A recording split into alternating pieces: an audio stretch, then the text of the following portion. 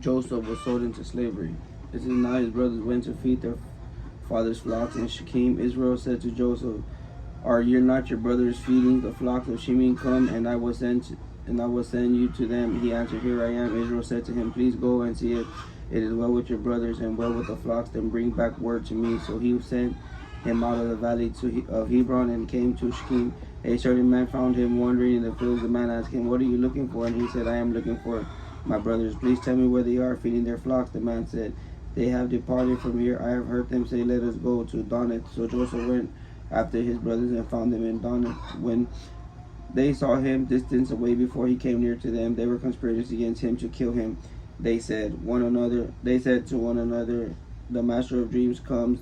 Come now, let us kill him and show him and throw him into some pit, so that we will say some evil beast has devoured him. Then we will see what will become of this dream. What will become of his dreams?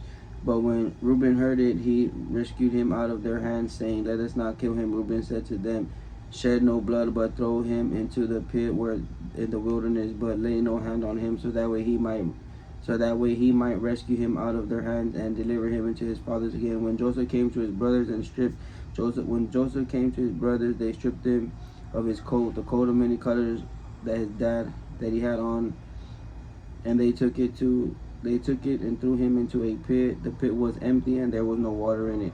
Then they sat down to eat, and looking up they saw a caravan of Ishmaelites coming from Gilead, with their camels bearing spices, balm, and myrrh, carrying it down to Egypt. Then Judah said to his brothers, what profit is it if we kill our brother to cover up his blood? Come, let us sell him to the Ishmaelites, and let us not lay our hand on him, for he is our brother and our own flesh. So his brother agreed. Then when the merchant passed by, they drew Joseph up and lifted him out of the pit, and sold Joseph to the Ishmaelites for 20 shekels of silver. They took Joseph to Egypt. When Reuben returned to the pit and saw that Joseph was not in the pit, he tore his clothes. He returned to his brothers and said, the boy is not there, and where can I go? They took Joseph's coat and killed a young goat and dipped the coat in the blood. They took the coat of many colors and brought it to their